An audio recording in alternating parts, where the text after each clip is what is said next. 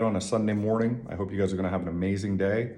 For all the people out there sort of thinking that I am attacking Nordic hamstring curls, more specifically Nordic hamstring testing, I am. You got to think about it. Since 2016, injury rates have gone up. The popularization of a Nordic curl testing really became popular in 2016. That's just a function of looking at moment arms relative to muscles that they're not even acknowledging or existing in their test, such as your sartorius, your gracilis, right? Two really important knee flexor muscles, especially when you're starting at around a 90-degree knee angle, right? They have a greater moment arm than the bicep femoris or the bicep femoris short head. And now what will happen is if I actually increase the strength dominance of these two tissues, if they have also a moment to create internal tibial rotation.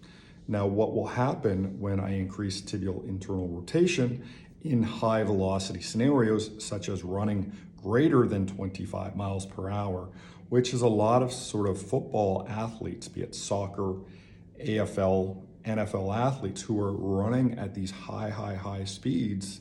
Well, if you all of a sudden have a more dominant tissue that's going to skew internal rotation, it's going to put that bicep femoris, long and short head, at a little bit of a stretch, also at a mechanically disadvantaged position when accelerating into that knee flexed or knee extended position, before ground contact. So we got to think about all of this stuff legitimately.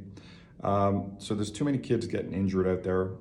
One of the reasons why is we don't actually talk about all the muscles involved in either an eccentric knee extension exercise, be it the Nordic, or the running scenario, right? We have to include all the tissues, because if we have 10 different muscle tissues that are directly related to knee flexion, right? And just to go over those so you do know them.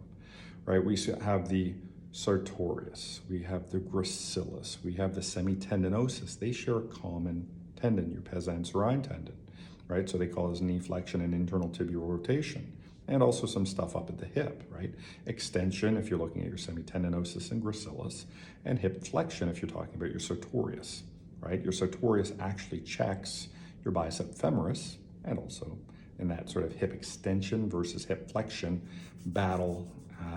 So be mindful of that, right? So to continue our list of muscles, right? So on the opposite side, right? So you are actually more central. You got your semimembranosus, you got your plantaris, you got your popliteus, you got your gastroc, medial and lateral head. And then on the lateral side, you get into your bicep femoris, long head, bicep femoris short head. Depending on the literature and the argument you may want to make, you could also add your glute max, as well as your TFL, your tensor fascia lata, to the conversation in knee flexion, because they are connected to the IT band. The IT band does have a moment to that knee axis, depending on where you are in a position of knee flexion. Anyways, so those are some things that we have to think about honestly.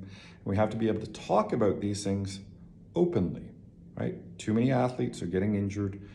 The rates are alarming. It's all these bells and whistles going off, but yet if we're using a diagnostic tool that doesn't give us the appropriate information required, we're making decisions based off inaccurate information.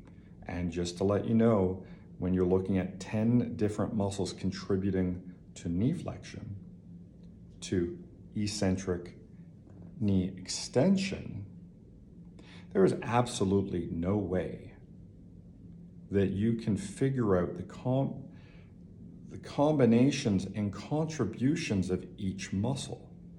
So if your left side, let's say you're doing a Nordic curl, and on your little biometric device, it says your left side generates 100 pounds of force.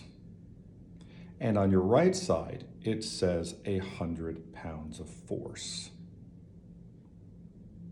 There is no guarantee that that's a symmetrical output in force contribution. The answer is equal. But let's say my semimembranosus produced, and I'll just use two muscles just to make it super easy. So let's say my semimembranosus produced 89 pounds of that, and my bicep femoris short head, 11 pounds. Okay, cool. And that's on my left side. On my right side, let's say it's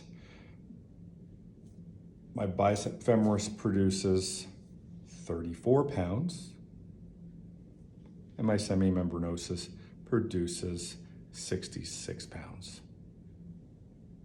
You're gonna have a strength imbalance, potentially, and most likely, during high velocity scenarios, running fast.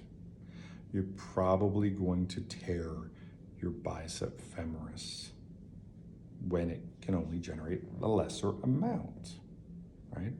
Can't deal with the forces associated with those high velocity scenarios. Anyways, those are a couple things just on the top of my head. It's a Sunday morning. I hope you guys have an amazing day. Brad@isofit.com.